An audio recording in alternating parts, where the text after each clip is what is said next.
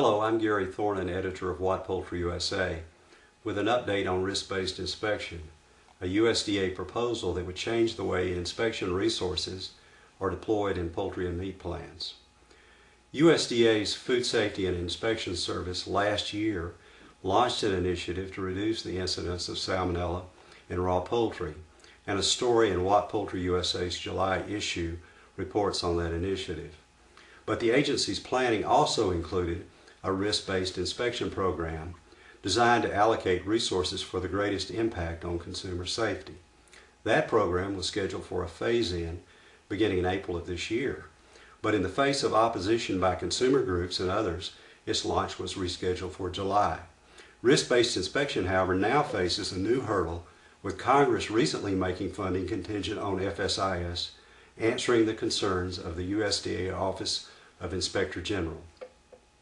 To help us better understand risk-based inspection and where the program now stands, Dr. Al Yancey, Vice President of Food Safety and Production Programs at U.S. Poultry and Egg Association, has agreed to answer our questions about the program.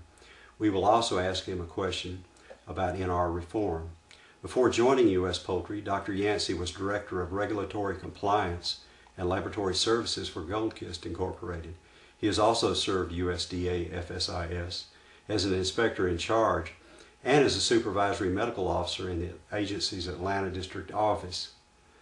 Dr. Yancey, what does this most recent delay in the implementation of risk-based inspection mean for the program? Well, we hope that it'll only be a short-term delay and it'll take the time that's necessary to adequately address the questions that all of the relevant stakeholders have. Our industry supports risk-based inspection, and we hope that this will not mean an indefinite postponement of this program. Dr. Yancey, in the proposed risk-based inspection, a numerical scoring of a processing plant's food safety risk would determine what level of FSIS inspection and verification the plant receives.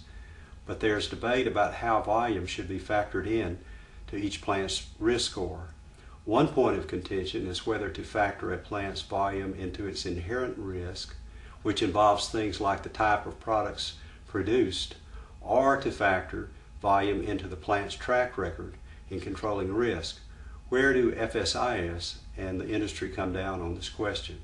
FSIS is viewing the volume issue as part of the inherent risk of the product. And basically what that means is the inherent risk of the product is inherent to that product and can't change regardless of the process controls that an establishment may have in place. Our industry doesn't agree with that position and believes that the volume of products that an establishment produces should weigh more heavily in the area of risk controls. What we mean by that is that an establishment that has a well-documented history of risk controls, volume should be less of an issue in that establishment. And in those establishments where they have a less than adequate documented history of process controls, volume would play more of a role in their risk score for RBI. Another point being debated is whether to count the number of pounds produced or the number of pounds shipped in a plant's risk score. What's the industry's position on this question? Our industry believes that the volume issue should be calculated based on the pounds of product an establishment ships. We believe it would be a mistake to calculate the volume based on the pounds of product that an establishment produces, because that does not take into account the various mechanisms by which an establishment could find and hold product that may have a problem with it before it actually enters commerce. One final question, Dr. Yancey. What are the prospects for meaningful reform in how FSIS handles non-compliance records?